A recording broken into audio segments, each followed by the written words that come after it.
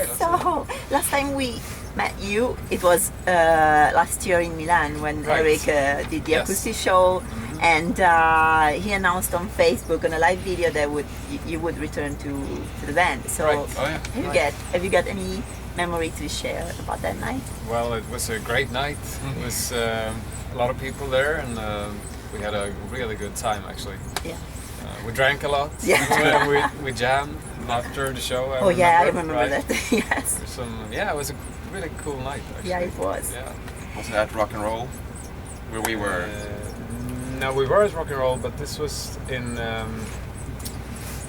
what's it called? Blue Rose Saloon. Blue Rose Yes. Saloon. There you go. Cool. So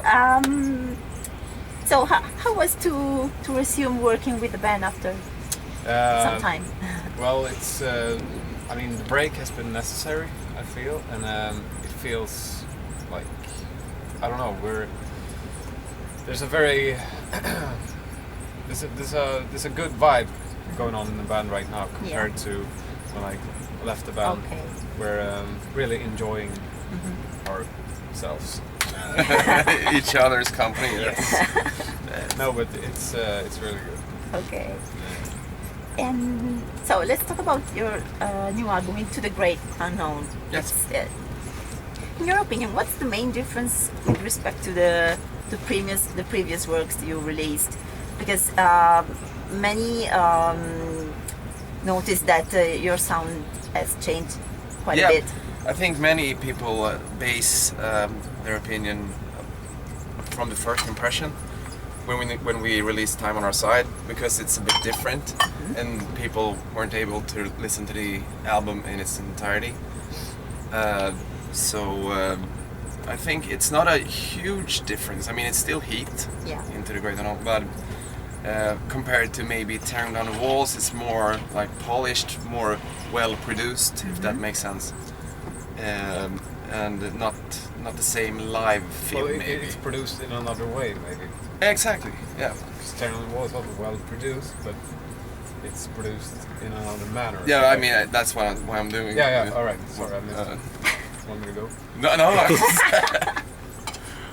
So yeah, it's different, but I also think like not every two H.E.A.T album is the same. Every album has a different sound, and we get inspired by different people, different bands, different things that happen, and that makes each album unique. Yeah. And some tracks are really typical H.E.A.T anthems, like Bastards of Society or Blind Leads the Blind, whereas other features more pop-oriented sound. Yeah. Is that correct? I mean, Sure. Like Redefined or Time on Our Side. How did you conceive those songs, which are so different from your usual background? I mean, people in the band, they listen to different music, and you experience and you find new artists to get inspired from, and you can draw New from sounds as well. new sounds as well, and that, as I said, that makes the difference. I mean, it's been 3 years since we released the last album, even like maybe 4 years to started working on the song. So it's a lot of stuff happen in people's lives and what we listen to and everything. So that's makes a huge difference. And also we listen to pop music as well. I get inspired from that. I mean, as well as we listen to metal music, progressive metal, blues, everything. And if we have we wrote like maybe 15-20 songs to this album, and if we would have like removed Time on Our Side and Redefined and put two other harder songs, it would be more like a metal album. If you know what I mean. Okay. So this is what we made now, and the best from H.E.A.T that we can deliver now. Yeah, and it turned out more poppy, if you want to. If people say that. No, but it's not a negative, No, sure.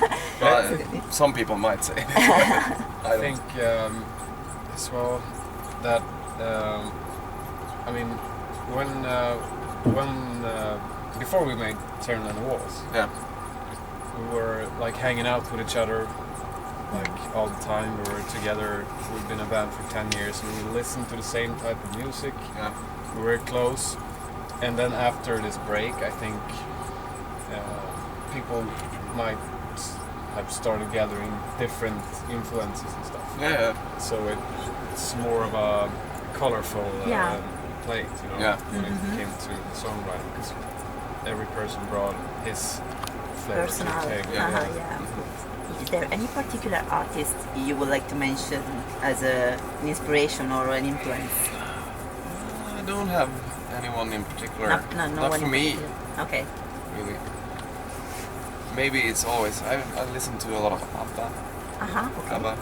Love them. That's super poppy, but it's Swedish. It's very. I love the melodies. Yeah. Yeah, they're Like they're the great. theatrical songwriters. Yeah. And, Also love Queen as well. It's like it's a 70s Yeah. glam rock maybe. Yeah. For me. And Into the Great Unknown is a very powerful title, you know, a very important title. How did you come up with it? What's the basic concept? Well, first of all, it's the title of a song. Yeah, of course.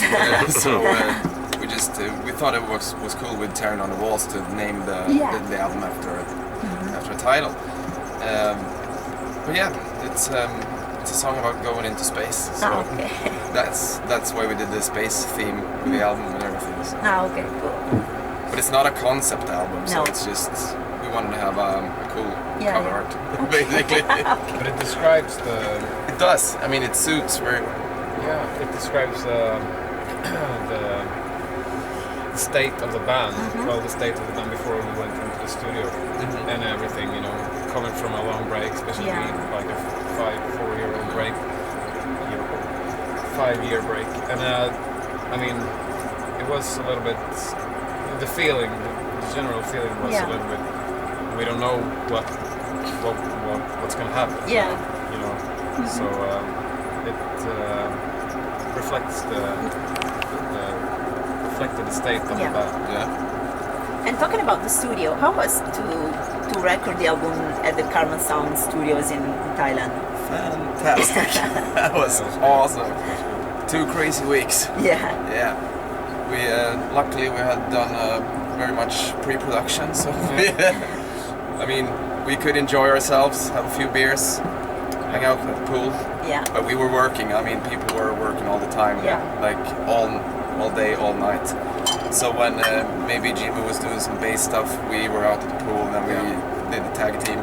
Next one in, I did my keyboards. I usually got up in the morning and did a lot of keyboard works. Then Dave woke up later, got in, did some guitar stuff. And that's how it went. Cool. And sorry, do you want to add something? Not really. Okay. so talking about the tour, how is it going so far? Are you getting a good response by the audience? Yeah, very much so. Yeah. Cool. I think.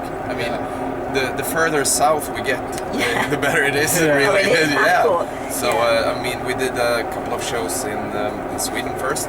Sweden is good for us. I mean, we did a great show in Stockholm.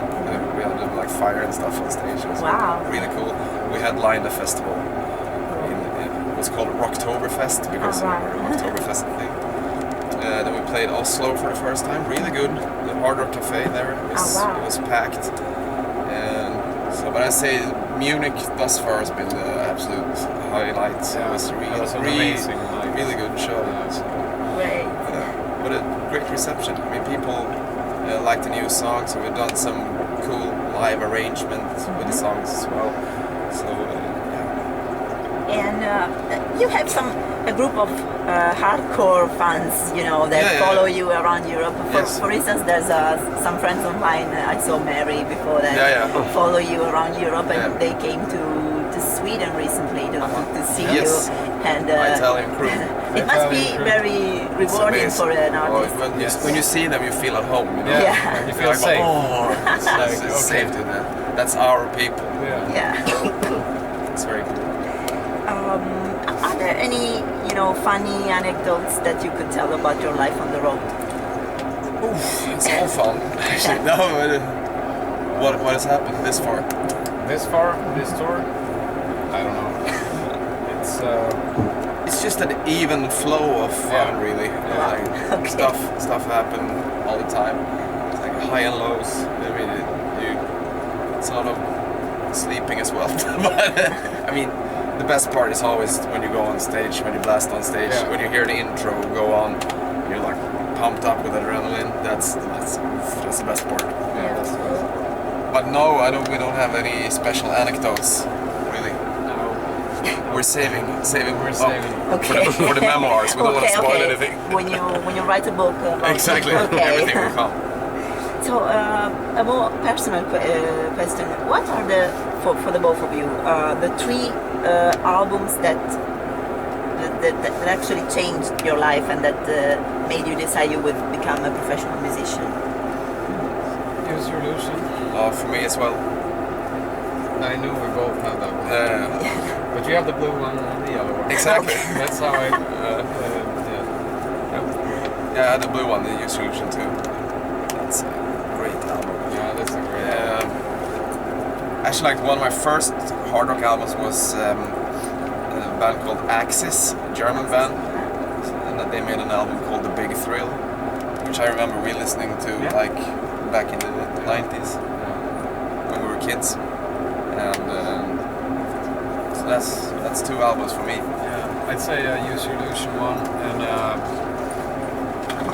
probably Out of This World by Europe. That's it. And